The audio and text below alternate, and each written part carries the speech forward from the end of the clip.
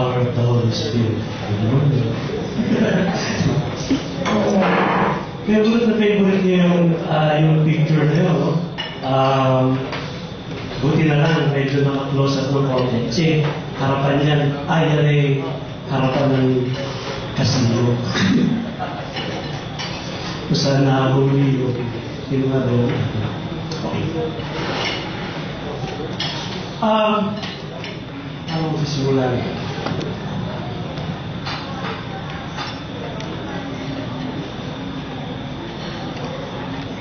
There was a philosopher who lived in the 19th century. He said, Christians will need to look more within before I believe in the Redeemer. Ayun yung sino itong philosopher ba? Sige, ako na rin sasagot. Si Friedrich Nietzsche. Buti na lang merong nakalagay dito pronunciation. Friedrich Nietzsche. So, he is a German philosopher. Siya yung nagpasimula ng isang tawag nila doon, God is dead philosophy. God is dead philosophy does not mean that he believed that there was a God who once existed and lived and then died. No? Parang ganun yung implication nung God is dead philosophy. Pero, hindi ganun. Sabi ni Nietzsche,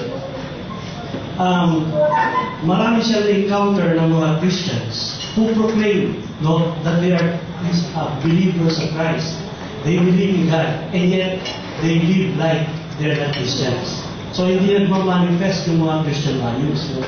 It seems like they do not depend on values, they do not depend on the God that they proclaim to believe. Okay? So, sabi niya, malamang yung Diyos nyo patay. Okay? Now, another one.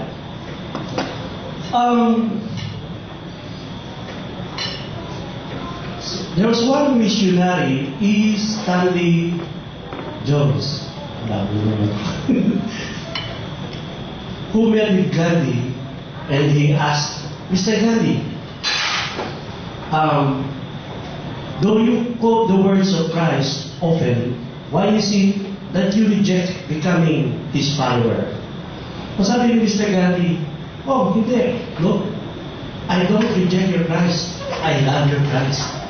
It's just that so many of your Christians are so unlike your Christ. Meron pa isang Indian philosopher dito. And he was known to be atheist. Tari mo na si Doug Hammarskjöld. Siya isang parang atheist. Siya isang writer. And ang dami ng mga sinulat. And yet, he's not believing God. Okay. So, ano yung sinasabi nitong dalawang ito? Kayo, mga Kristiyano, you proclaim to be believers of God, and yet hindi natin makita yung Spirit. Di ba? Katatapos lang ng UAAP. So, to say, yung aking eskwelahan ay kung saan napunta. Pero, doon natin nasabi yun, the Spirit. Sigawan. Diba? And doon sa kanilang mga actuations, makikita natin kung anong klase ng school yung kanilang pinagaling. That's Spirit. Pero bakit pagdating natin sa Christianity, it seems like hindi natin makita yung Spirit.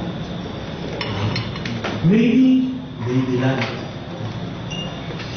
Although we say that we are baptized Christians, maybe mayroong intimation sa atin. Why? Kasi tayo mismo, nung nagtatanong, ano ba ito? Diba? Okay. So, sino ba itong Espiritu Santo ito? Bago natin sagutin yan, let's try to make comparison of two Spirit-filled persons. Okay? Una, a person who is filled with alcoholic spirit. Ano nangyayari sa kanya? He walks differently. Diba? Siya yung klase ng tao na habang pauwi, palayo sa bahay. Why? Isang hakbang pasulong, dalawang hakbang paurong. Kaya yun. So habang umuwi, palayo. He also talks differently. Yeah. All of us siguro, beses to that. Talagang magsalita ang lasing. See? He acts differently. Nung maliit pa ako, mayroong isang retired yun, yung paring yun. Pero talagang, nung mag-retire siya, na ano na siya sa lagi, araw-araw, halos lagi yung nagiging punta siya doon sa araw doon siya sa plaza. Tapos nagsisigaw siya doon, lumabas! Sino ang hari dito? Parang nalakang lugawan. Sino ang hari dito? Pagkatapos doon sa kabila, isang pursilista. Bigla siya lumabas. Sabi niya, bakit? Ako ang hari dito. Sabi ng pare, kung ikaw ang hari dito, mag-a-apply ako reyna.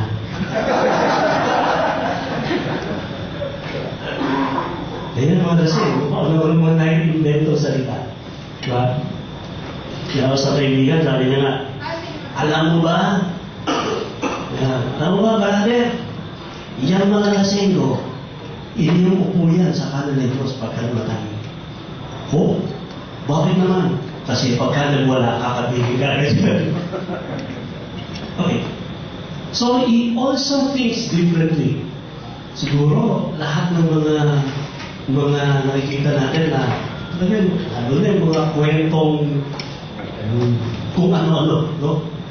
Nakukuha sa ilungan. So, they think differently. He also feels differently, of course. No? Hilo-hilo. So, alcohol's control results in impaired judgment. Diba? Don't drink while you drive. Don't drive while you drink. Okay. So, ano naman the person who is filled with the Holy Spirit? A person who is filled with the Holy Spirit also meron palang mouse dito eh.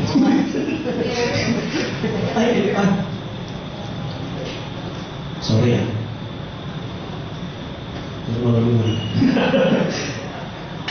He also walks differently. He walks with confidence. Diba? Psalm 23. Though I walk in the valley of darkness, I will fear no evil. He also talks differently. No? It's always in praise of God.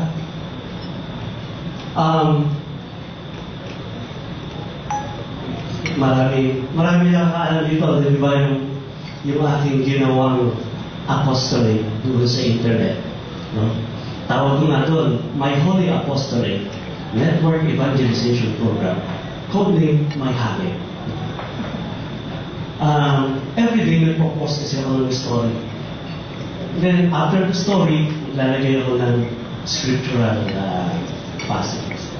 Pero isa doon na story ng isang bata who is in the park. And itong bata na to, hawak-hawak yung Bible at minabasa niya yung Exodus. Pagkatapos, nagpe-praising siya ng isa. Nandun, nakaupo siya doon sa bench, sa park, nagpe-praising siya ng isa. Praise the Lord. Sino siya doon? May napadaan na isang Bible scholar, kagagraduate na lang sa isang Bible course. And sabi niya, huy bata, anong ipinagpe-praise mo dyan? Alam mo, God is really great. Just imagine, no? Yung Red Sea, hinati niya sa dalawa. Pagkatapos, nag-cross doon yung mga Israelites. Sabi ng scholar, hindi ganyan. Meron tamang paliwanag yan. Scientific ito eh. Bakit? Anong scientific yan? Doon daw pala sa Red Sea, meron mga portions, 10 inches lang yung water. Kaya, doon, humabang yung mga Israelites para makatawid sila. So, medyo ganito yung bata, no? Tingin siya sa Bible, tingin sa scholar. Tingin sa Bible, tingin sa scholar. Akala ng scholar, makulis na yung bata. Tatalikod na lang siya, biglang nag-praise ko naman yung bata, no? Akala ko ba na pag-usapan natin yan? Yes, but God is still great. Just imagine, isang whole army ng mga Egyptians, nilugid na in 10 inches of water. God is still great. See? He acts differently. He also thinks differently and feels differently. The Spirit's control results in improved judgment. Okay? So, sino ba itong Holy Spirit na ito? In the history of our faith, narinig lang natin the Holy Spirit in the so-called the Nicene Creed. Ito yung creed na dinarasan natin. Before kasi, pinag-creed natin yan. Ang dinarasan natin yung Apostles' Creed. Pero itong basta lately. No? Ibinalik natin doon sa dating translation, no? Medyo closer. Itong translation na to closer doon sa Latin version. Okay? The Lord be with you, Dominus Vobiscum et cum Spiritu tuo. So, and with your spirit. Kaya, hindi na siya ngayon and also with you. Bakit? Before the Nicene or Council of Nicaea, which happened in about 325 AD, no? Yung si Jesus and the Holy Spirit, parang given yan. Hindi mo na kailangan pag-usapan yan. Pero there was this man who was called Arius. He was a Libyan priest. Sabi niya, siya yung unang-unang nag-question tungkol sa Jesus and the Holy Spirit. Sabi niya, Jesus could not be a God. He could not be divine. Bakit? Kasi He is created by God. And therefore, He is subjugated. He is, ano ba yun? Secondary to kanyang existence. Hindi siya maaaring Diyos. Iisa lang yung Diyos. And until now, alam natin na mayroong nag-espouse ang belief niya. And also the Holy Spirit. The Holy Spirit is only, it proceeds from the Father and the Son. And so therefore, it is created. Okay? So kung ito ay nilikha, therefore, ito ay hindi Diyos. So, yun yung linya na pinagalingan. And you know, si Arius, medyo sumikat yung kanyang doctrine na yun. No?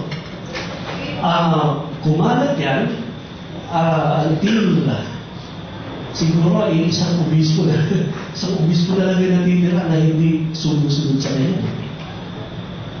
So, the church called for this council in order to define itong dalawa. Jesus, the Son of God, and the Holy Spirit. Okay? So, ganun na lang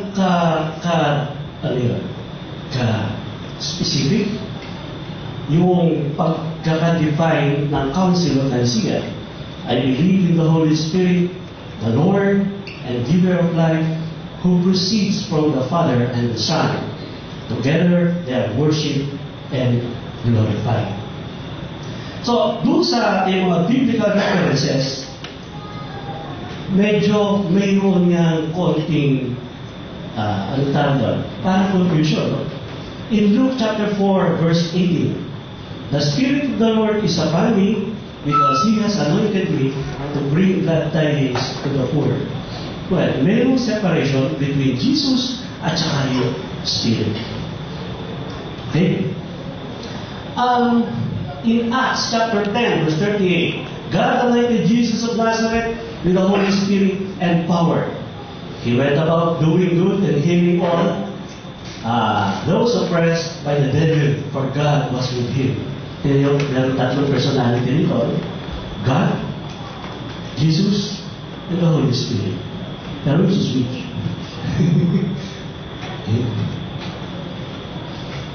Sa Acts chapter 2, verse 38, Peter said to them, repent and be baptized, every one of you.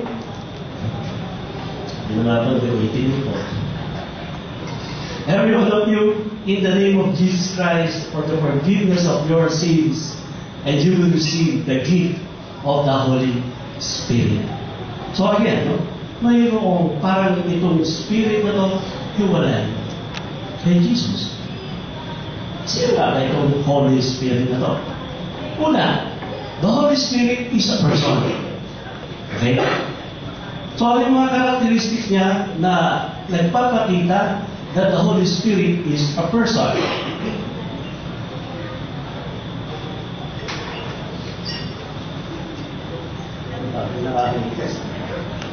He has a mind. Meron siyang pag-iisip. In Romans chapter 8:27, and the one who searches hearts knows what is the intention of the Spirit, because He intercedes for the holy ones according to God's will. Okay? He has intelligence.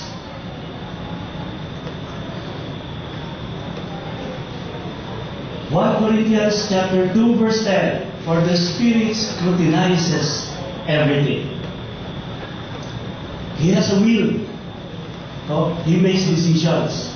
In 1 Corinthians chapter 12, verse 11, but one and the same Spirit produces all of these, distributing them individually to each person as He wishes. Ano pa? He has emotion, no?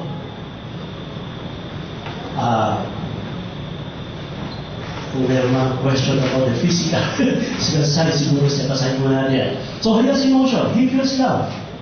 Diba? In Romans 15:30, I urge you, brothers, by our Lord Jesus Christ and by the love of the Spirit, to join me in the struggle by your prayers to God on my behalf. Again, sapagkat siya mayroon ding emosyon, he feels grief. Okay? In Ephesians 4:30, do not grieve the Holy Spirit of God, with which you were sealed for the day of redemption. He can be insulted. Sino kayo, may pabaga yung animation. Okay, so, Hebrews chapter 10, verse 29.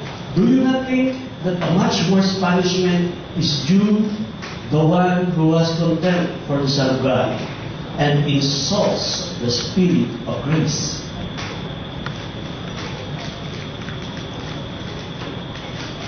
He is active. He speaks as compassion. According to Revelation chapter 2, verse 7, whoever has ears ought to hear what the Spirit says to the churches. To the victor I will give the right to eat from the tree of life, that is the garden of God. He prays, he intercedes. Romans chapter 8, verse 26. For we do not know how to pray as we ought, but the Spirit itself intercedes with inexpressible groanings. He teaches. So in John chapter 14, verse 26, the Advocate, the Holy Spirit, that the Father will send in my name, He will teach you everything, remind you of all that I told you. He leads. In Romans chapter 8, verse 14, for those who are led by the Spirit of God are children of God. Meron siyang power, He appoints. Okay? In Acts chapter 20, verse 20, keep watch over yourselves and over the whole flock of which the Holy Spirit has appointed you overseers. He anoints.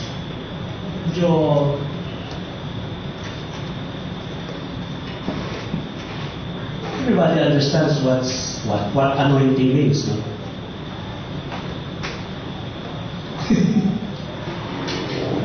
Minsan kasi nag-presume tayo. Parang pag nag-post ng question, in-assume natin. But, balikan lang natin. Anointing means, ito isang proseso, isang act, no? Of, appointing. No? It is a formal ritual, no? Na ina-appoint ang isang person sa isang significant position sa mundo. Okay? Lalo na yung mga kings. Hanggang ngayon, anointing na nangyayari sa mga pare. Pero before, ano yung ginagawa nila, yung binubuhusan nila ng olive oil. Why olive oil? Well, in that area, Asia Minor, Mediterranean province, sa kanila, olive is a symbol of life. Nabasa niyo ba yung Odyssey? Sa Iliad and Odyssey, si Odysseus, pauwi na siya. Nagkaroon ng shipwreck. Okay? And then, ano yung naging scene? Lumutang, sapagkat nasira yung kanyang bato, no? Ang kinakapitan niya ay isang puno ng olive. Okay? Symbolizing na ito ngayon si Odysseus, pagkagaling sa isang gera, the Trojan War, ay nagsisimula ng isang bagong life. Okay? Ayun. So, anointing. So, yung anointing, binubuhusan yan. Pero ngayon, hindi na binubuhusan. Okay na lang, mahal. So, kaya na lang natin. Pero, sa yung mga pare sa population, sa mga kamay, okay, sila dumapa. At inugod yung kanilang mukha sa kanila population. Okay, so He anoints. He empowers. Power. So, Acts chapter 1 verse 8, but you will receive power when the Holy Spirit comes upon you, and you will be my witnesses in Jerusalem, throughout Judea and Samaria, and to the ends of the earth. He guides you to the truth.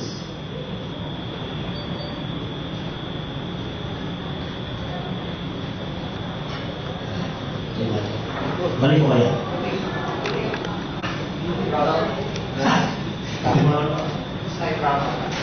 John 16, verse 13.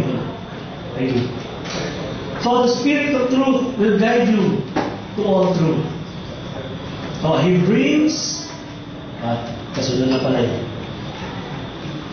He brings life to the liturgy and the sacraments. Liturgy. Kaya tinutukoy natin yung liturgy, yung Mass. No? There are other liturgical activities. Right? So in John chapter 4 verse 24, God is spirit, and those who worship Him must worship in spirit and truth. He gives extraordinary strength. Ang dami yata itong aking So in Ephesians chapter 3 verse 16, He may grant you with power through the Spirit in yourself. He gives you a new heart.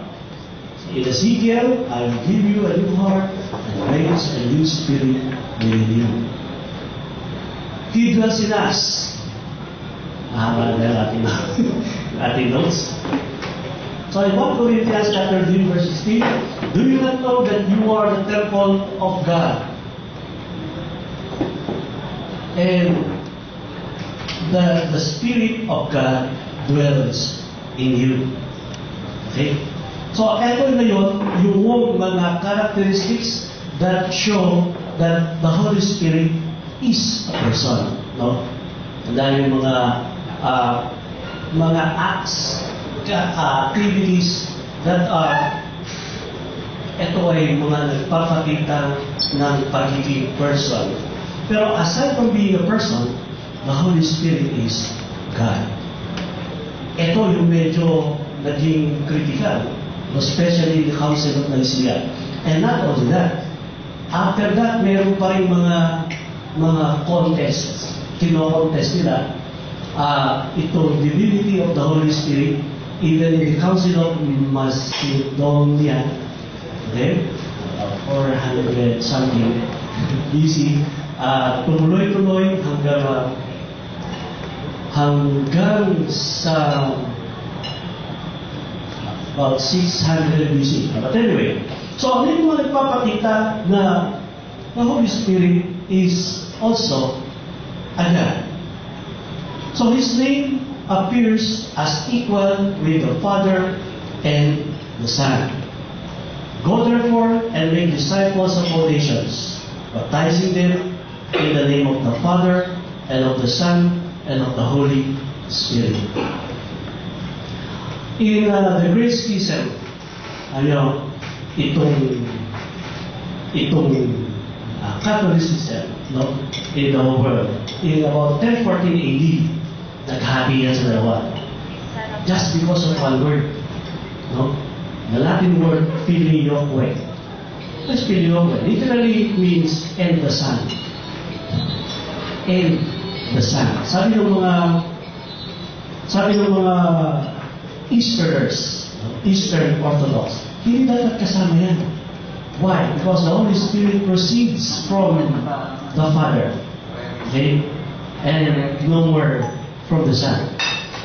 Sabi ng mga Westerners, hindi, kasama yan kasi sila ay equal. So, ano ang nag-prevail ngayon? Well, we prevail yung proceeding from the Father and the Son, coming from the Father and the Son.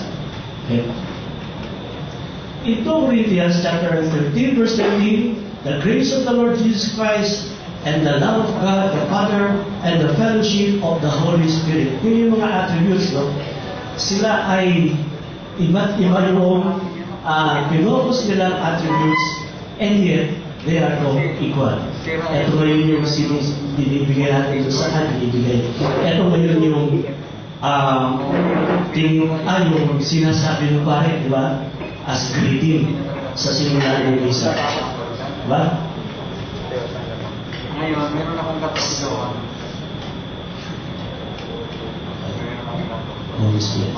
Peter said that the Holy Spirit is God.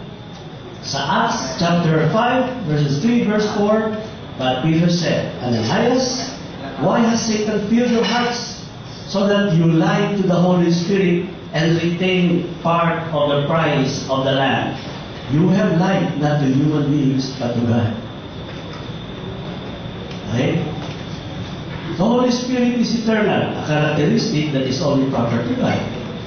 No? Sa Hebrews chapter 9, verse 14, how much more will the blood of Christ, who through the eternal Spirit offered Himself unblemished to God, etc., etc. The Holy Spirit is everywhere, characteristic of the omnipresence of God. Huh? Psalm 139, verses 1, 7 to 8. Where can I hide from the Spirit? For your presence, where can I flee? And etc. The Holy Spirit has sovereign power. Again, characteristic of God. In Luke chapter 1, verse 35 to 37, the angel said So her replied, the Holy Spirit will come upon you. And the power of the Most High will overshadow you.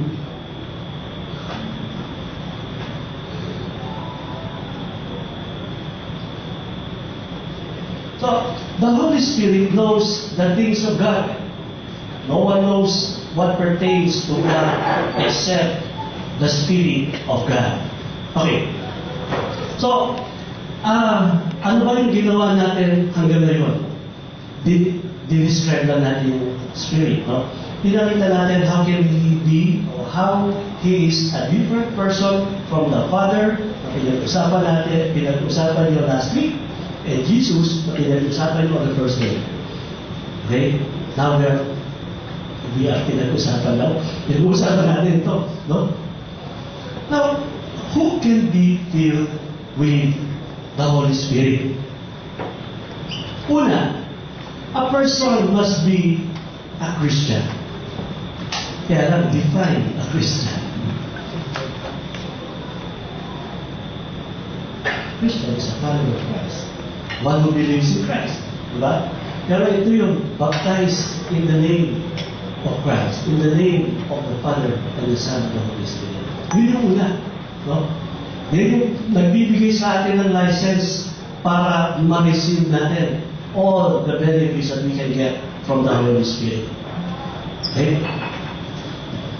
Then, only for those Christians who want to be filled. Kailangan gustuhin mo.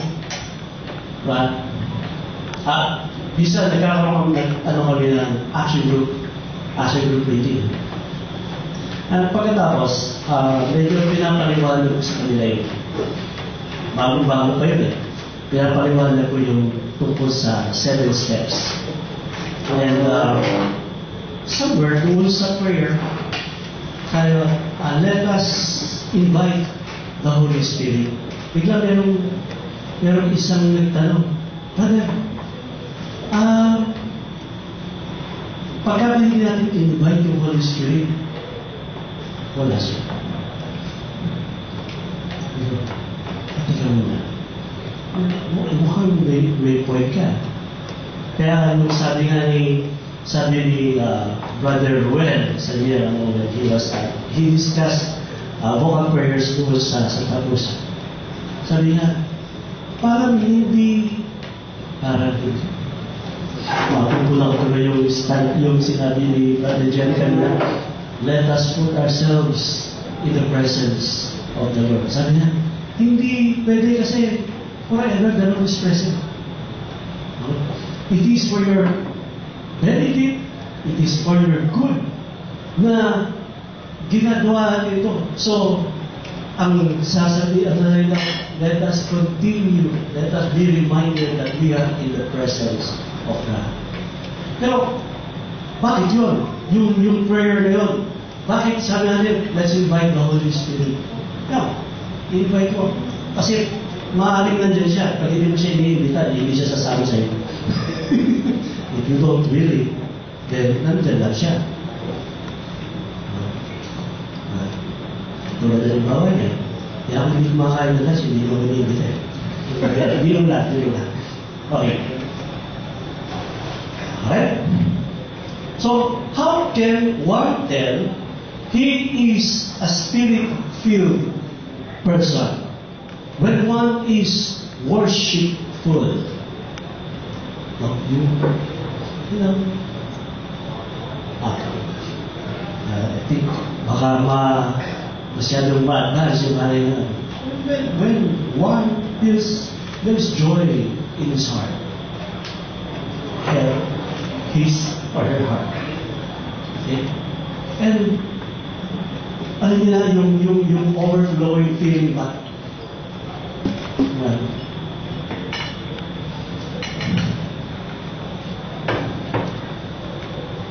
what more is that? Ayan. Joyful fellowship, no? Lahat okay. Talagang ang nandun lang, yung spirit ng community, the spirit of love. Lahat ng nakikita, negative. Ay, negative. Lahat ng nakikita, positive. Walang negative.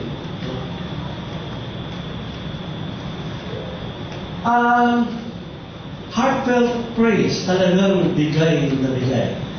Siguro na everybody here saw ano yung movie niya? Sister Act. Ano yung Sister Act na yun? Hindi pa madre yung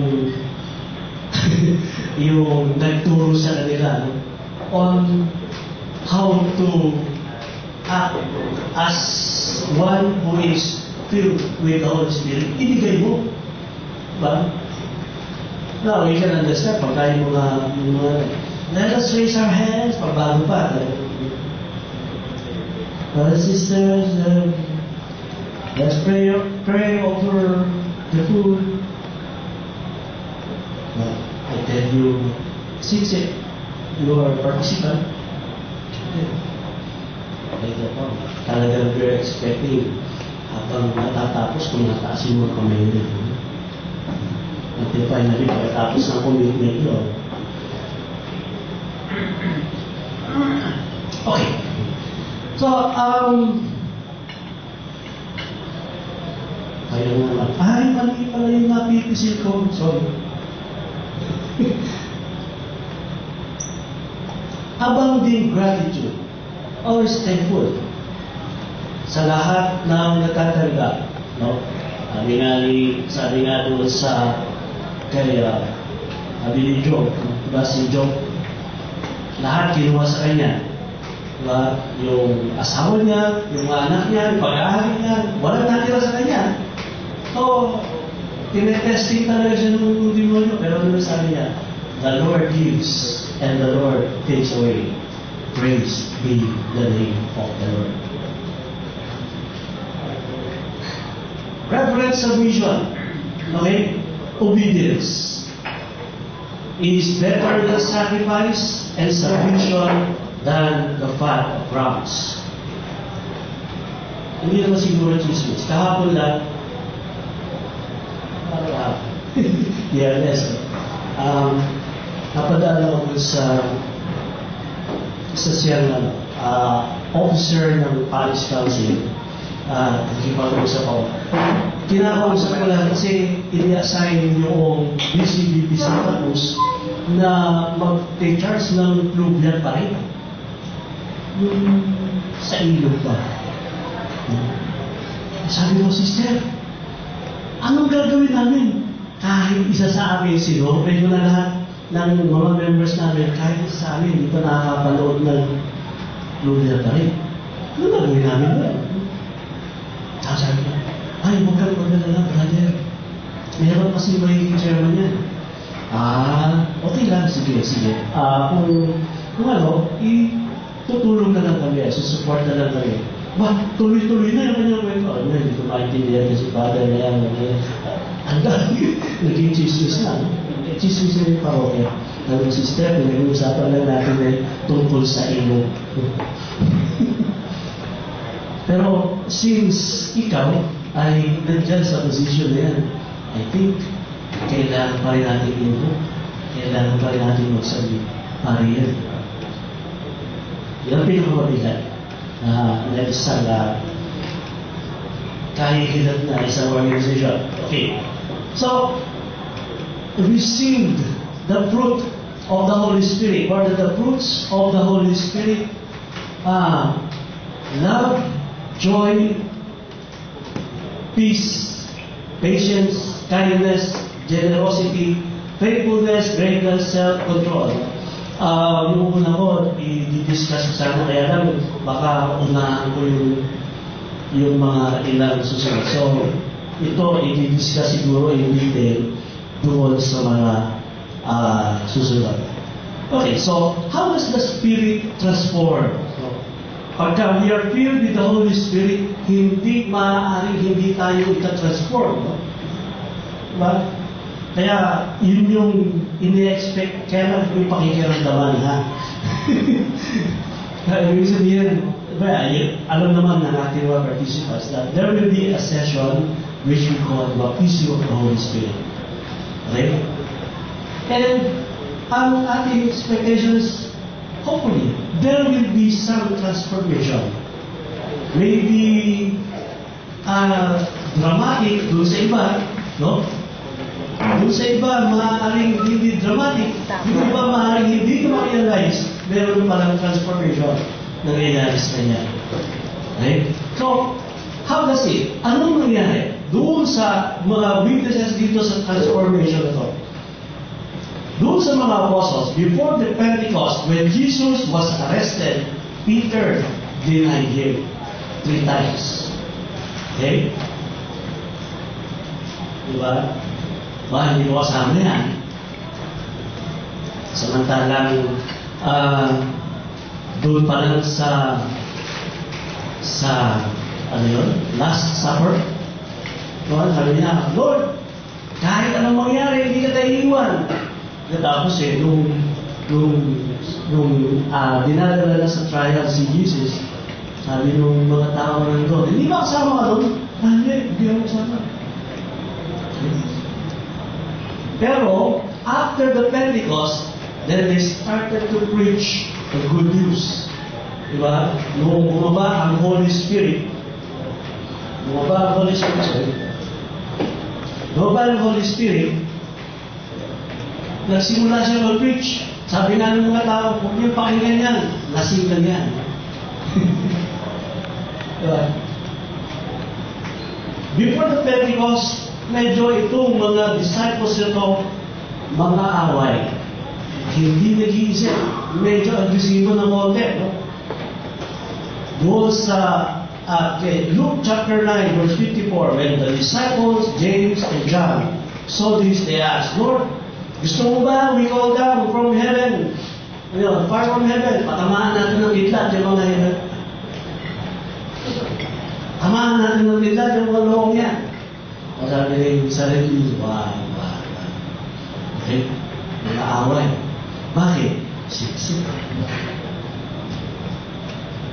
Pero, again, before the Pentecost, medyo may pagka-ambitious sila. Kaya, yung nanay nitong dalawa, so what do we? She answered, command that these 2 sons of mine sit one at your right and the other at your left in your kingdom. Panakasan, no? Talagang nanay pa yung nagpunta. Mga apostles na yan. Again, before the Pentecost, dahil yung kanilang comprehension. So, do you not understand? Diba? Ito yung nangyari doon sa beware of the leaven of the Pharisees. Sabi nung mga naku, patay. Hindi na sa tayo dala ng tinapay. No? Sabi ni Jesus, ang ganda yung hindi nyo ako naiintindihan. Tinapay pa rin ang iniisip nyo. Hindi nila naiintindihan na Jesus speaking in symbolic terms. Okay? Before the Pentecost, masyado silang overconfident. In Luke chapter 22, he said to them, Lord, I am prepared to go to prison and to die with you. This is Peter. Masyado silang akala nila sila rin tawag natin na para silang mga tikling. Kung tumutong sa kalabaw, akala nila mas malakas pa sila kung sa kalabaw. Okay? Kaya lang, before the Pentecost, they are also cowards.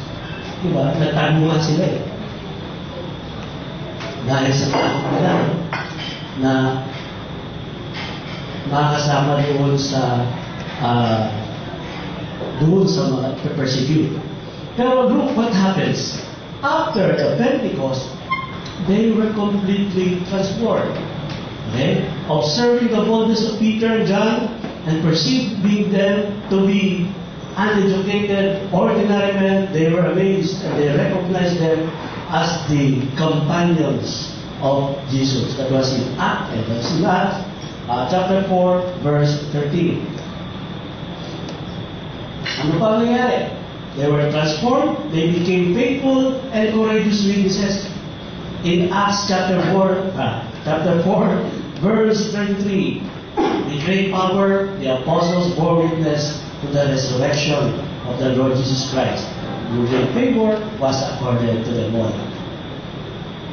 After the Pentecost, there is peace and harmony. In Acts chapter 4, verse 34, there was no need. Needy person owned them, for those who own property or houses would sell them. Ito yung pinakaunang mga komunista. No? They live in common properties, okay? Nagsimula lang ang pagiging kakaibang komunista kay Ananias and Sapphira. Bakit? Sikat sila, Kristiyano, at believe in common, ginawa nila, binentahan nila, tinago nila.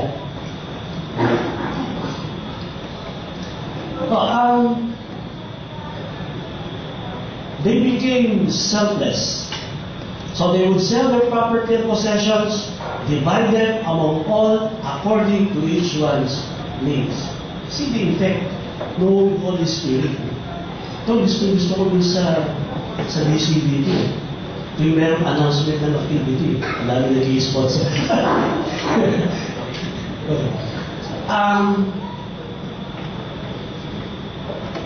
So they became prayerful as an effect of pagbaba ng Holy Spirit. So they devoted themselves to the teachings of the apostles and to the communal life, the breaking of the bread, and to the prayers. So summarize natin.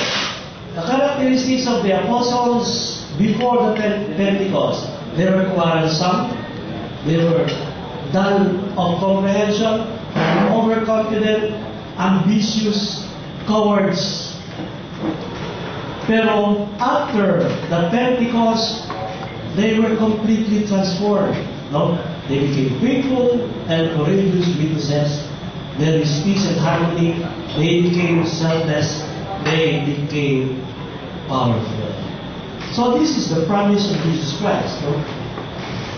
I will ask the Father, and He will give you another advocate to be with you always, the Spirit of truth, which the world cannot accept because it neither sees you nor knows it, but you know it because it remains with you and will be in you. Kay Luke, behold, I am sending the promise of my Father upon you, but stay in the city until you are clothed with power from on high, the promise of the Holy Spirit. So the fulfillment came on the first Pentecost. Diba? Suddenly, biglang nagkaroon ng pulong at that, and then in the fourth part, they were filled with the Holy Spirit.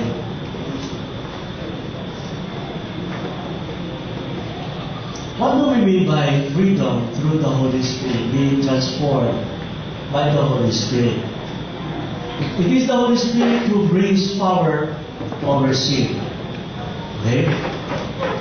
It is the Holy Spirit who tells us that we are beloved children of God.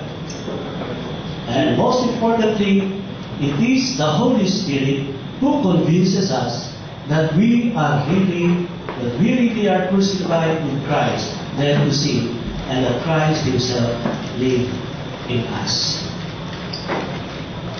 Yung third part ng ating Apostles' Creed, I believe in the Holy Spirit, the Holy Catholic Church, communion of sins, forgiveness of sins, resurrection, forgiveness of sins, resurrection of death.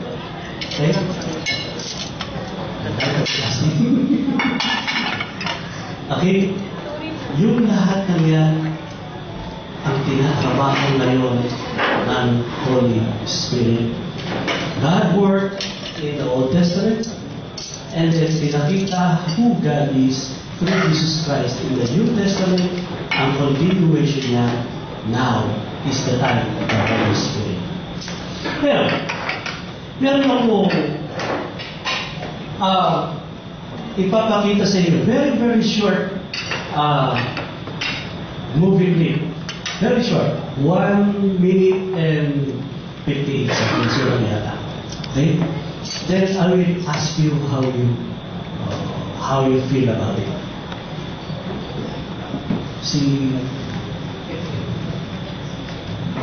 Kasi hindi na mas ko.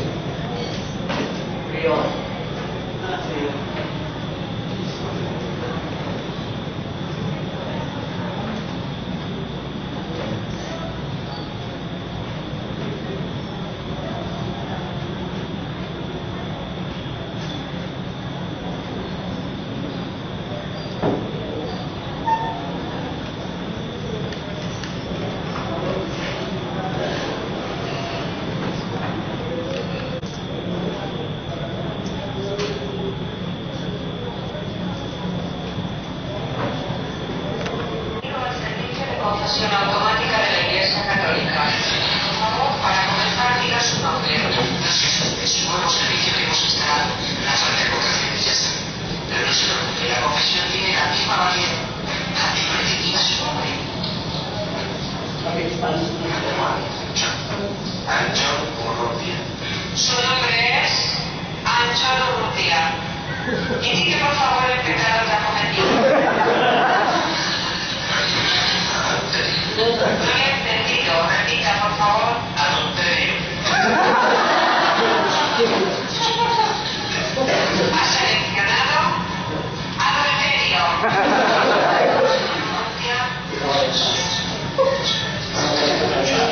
Por favor, para poder determinar su penitencia, indique con el teclado el número de crímenes con los que ha cometido adulterio.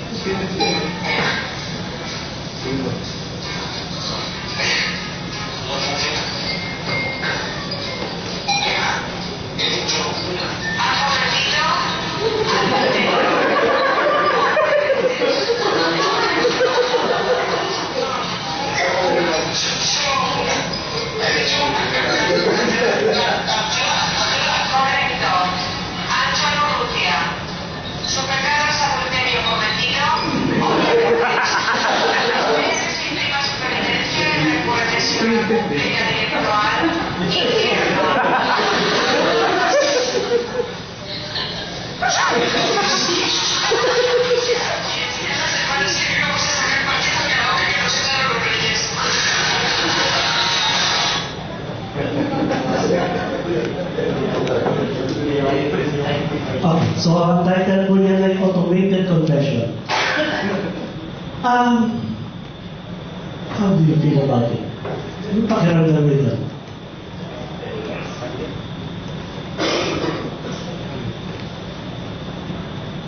Mukhang naghahanap pa rin ng harto. Kaya, anong pakiramdam niyo? Pagpalagay natin sa time, today is puro mga animated na, no? Di ba? Talagang the age of animation. Kung ano mga, di ba? Even yung aking PowerPoint, kahit na basta lang magkaroon ng galaw-galaw na gano'n, nilalagyan. Kahit na hindi yun na. So, ano yun? Anong pakiramdam nito? Diba? Gusto mo na magsalita. Animated ka. Well, nakakatawa ba to feel sorry kasi is You feel sorry kasi? Parang ginagawa ko yung confession. Parang pinaglaruan yung confession. Meron pang ibang reaction. Nagagawa ka sa lahat. Na-announce na. Kaya mahauso naman eh. Confession through Facebook. Well, public pa yun.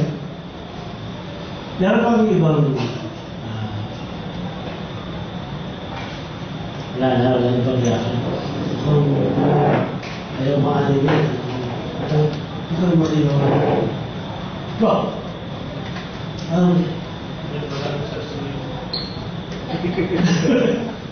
RJ?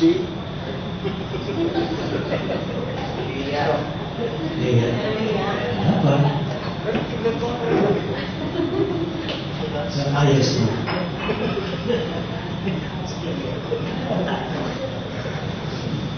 As the brother says, nakakato pero nakakalungkot because there is something related to my experience. Yung sinabi niya nagkamali siya na we have to cancel it. I just have a single adultery and he mistakenly indicated 11.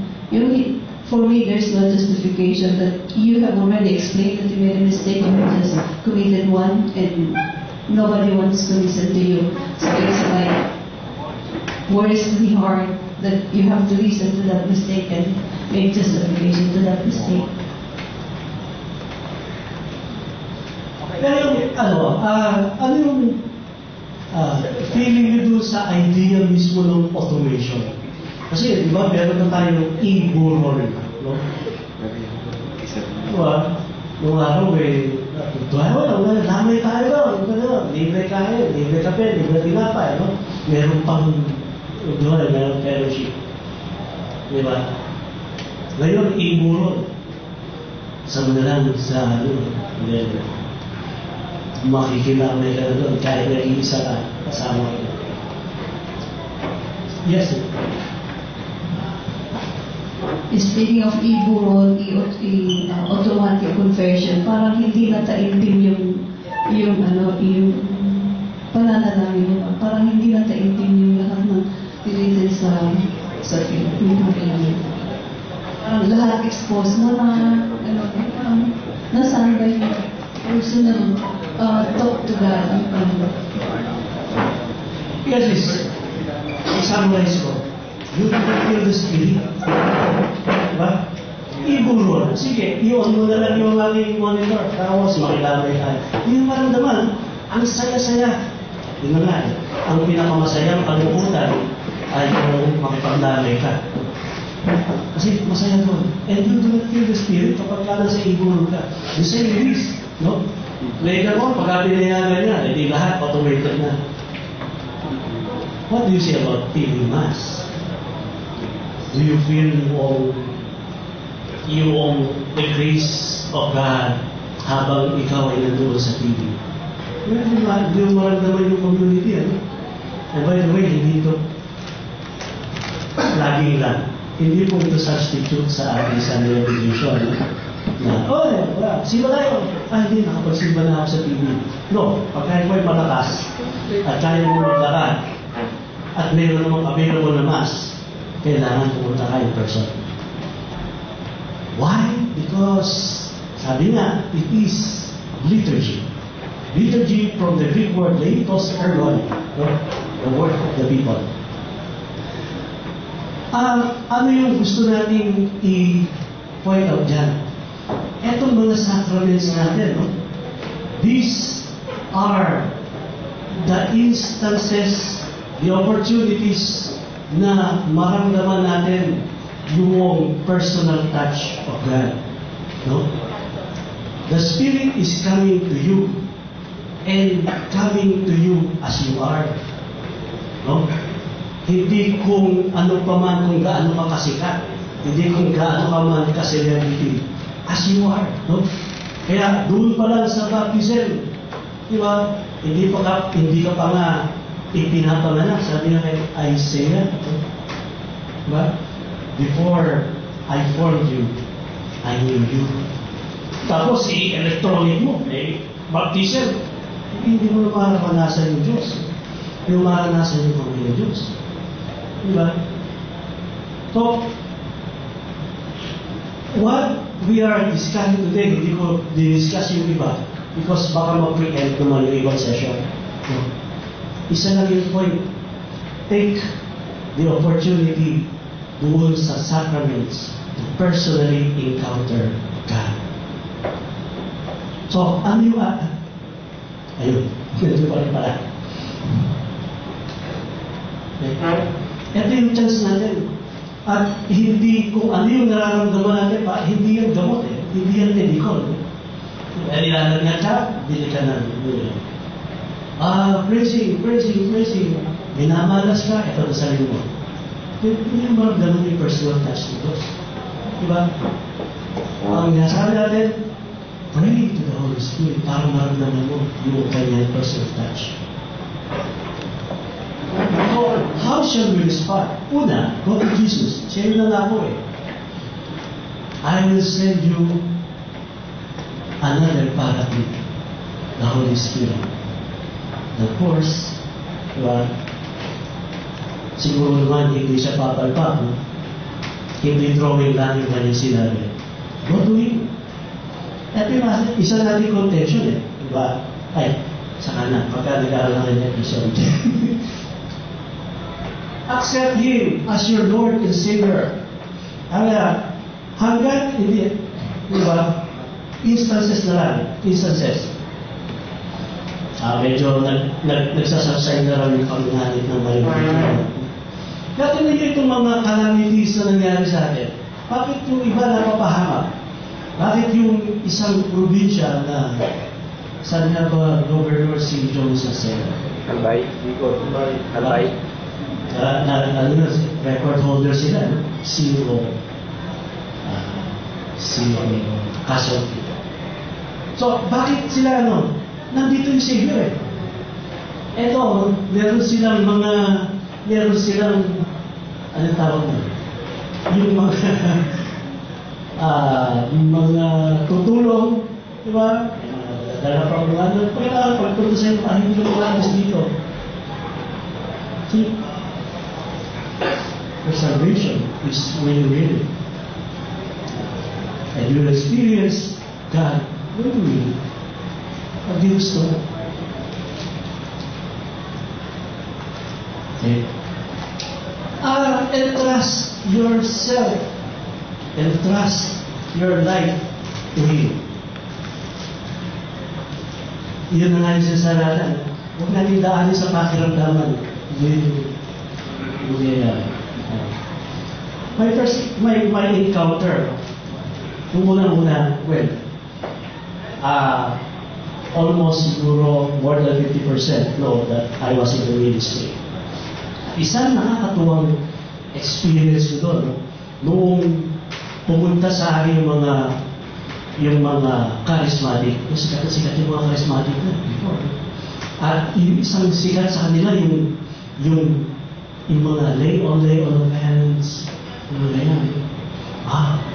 Pagka ikaw ay binaramdam, lay on hands. So, tatlo kami, nag-lay on hands. Yung isa, medyo nahuli. Ako, sa akin, gulat ako. Pagpatong ng kamay, tumba siya. Tingin ko sa, totoo ba yun?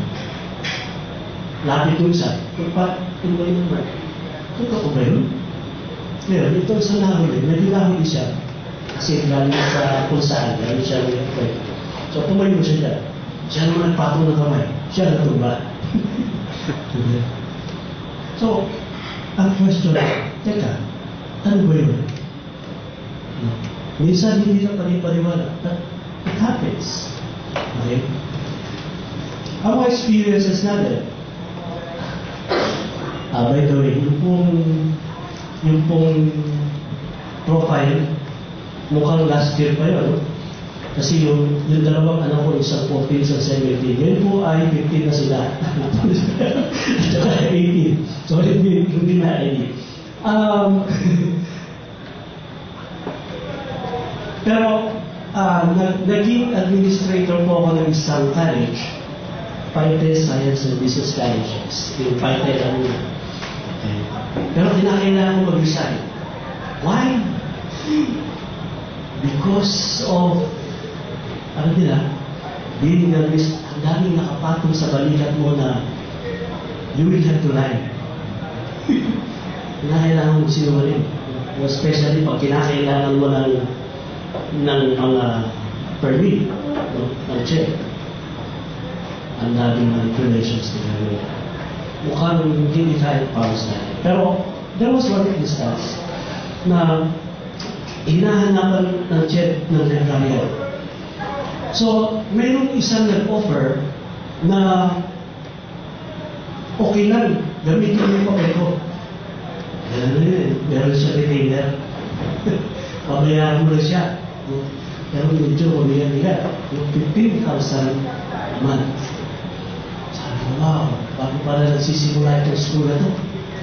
Tapos, upang ng ganun na 15,000 ay bayad. Sabi, hindi papakinabangan. Kaya na, kailangan na siya.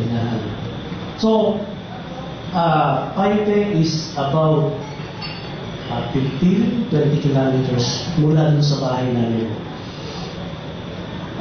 Kausapin mo siya on Saturday at makikipag-bargain nga ako dun sa kanyang papel. So, habang papunta pa doon, talagang yun na yung worry ko. Kinakailangan pagka ibigay sa akin yung papel, ano yung mangyayari? Magsisigurahin na ako. Okay? So, ginawa ko, kanta ko ng kanta, Come, Holy Spirit. Right, medyo may sayaw-sayaw pa ako sa pagdadrive. Paulit-ulit yun. Pressure me. Hindi ko alam kung nilagay ko. Pumapasok pa rin ako ng gate. Sinanubong na ako ng registrar. Sir! Hindi pupunta rito yung hindi pupunta rito yung librarian. Bakit? Ipinadala ho yung kanyang paper. So hindi na ako magwala. Hindi lang yun, sir. William siya mag-work. Kahit at least once a week. So hindi ako magkasisigurahin sa check. Talagang mayroon pa ni empleyado na. That's the word of the Holy Spirit. Isa pa. Alam nyo, minsan reluctant akong tanggapin yung mga pagkabilutete. Bro, talk mo sa akin. Brother Jerry, hindi ko kaya talaga. Pero tuwing merong invitation sa akin, somewhere here, no? Hari, Las Piñas, especially, no? 2 weeks pa lang before kung ano-ano nangyayari sa akin. Sari-sari nararamdaman ko. Meron sisikipin bibig ko, namamaga yung paa ko, and merong isang hindi ko malilimutan yan, yung mag-talk ako doon sa discernment of spirits, training on spiritual gifts, no? Yung talk ko doon ay discernment of spirits na 2 weeks pa lang, talagang ramdam ko yung kay chapter head yung text sa akin. 10 o'clock na gabi, text sa akin. Yun, kailangan niya mag-text na talagang urgency, parang wala na niya makuha. Ganun. Eh, kung sumagot ako, 3 o'clock in the morning. Sabi niya, oy, naipadala ko na sa email mo yung outline. Talagang ramdam. Parang sinasabi niya, walang iba kundi ikaw. Wow. Bagong topic yun. So, ano yung nangyari? After nung invitation na yun, sumagot ako sa kanya. Eto na, umagana pa ako. And even on the day itself, the night itself, hindi na po ako makalakad. Talagang Las Piñas is 70 kilometers away from Santa Cruz. Tinakailangan ako mag-drive. So, nag-pray ako, Lord, ikaw naman nag-iimbita sa akin, palakarin mo ako. Kung hindi, ay ipabuhat mo ako para makapunta doon. Binili mo siya. So, I did prayer. And then again, singing, Holy Spirit, Holy Spirit. You know what? Nakapag-drive ako from Santa Cruz hanggang doon sa Las Piñas. Naibigay ko yung talk. At ito maganda. After the talk, walang feeling whatsoever. Yung pagsisikip ng dibdib, wala na. Yung pamamaga ng paa, nagmumpa na. Pumasya na yung sapatos ko eh. The very power of the Spirit. Of course, meron siyang counterpart. No? At itong kinuwento ko dito eh. Diba, yung mayaman tsaka yung mahirap. Diba? Lumanin. Pero, just as God, in His great love for us, will do anything, just anything, kahit ano. Ngayon sa kwento ko, pati demonyo, gagamitin yan para lang ipamigdam sa iyo kung gaano kanya kamahal. Yun namang demonyo kung ano yung gagawin niya para harangan. So, what you are to do, continuously pray. Pray and pray. Okay, masasawa. Gawin yung example, si Santa Monica, who prayed for 30 years for the conversion of his son, St. Augustine. And believe na mangyayari. Ano mabigat mo? Minsan we pray, we don't believe. So submit your will to His will. Submission. Bahala na Lord. Ito pinakamabigat sa lahat. Diba? And bukas yan. Let the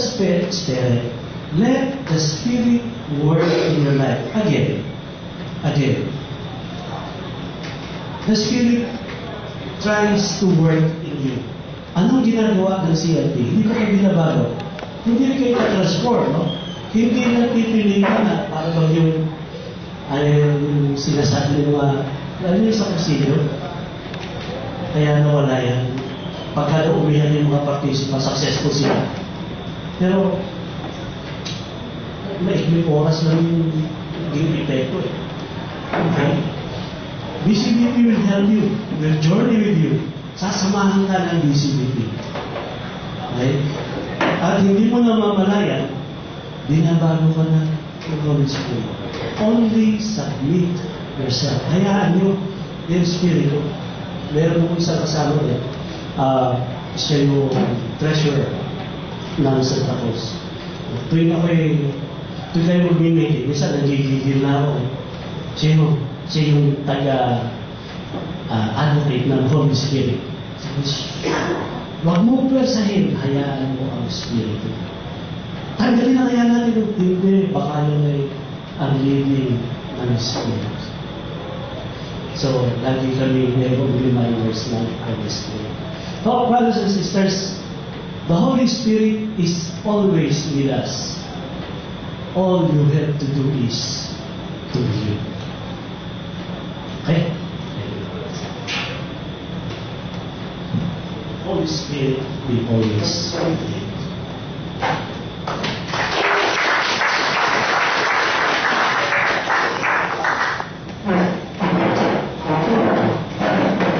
Can you please all rise for the response song?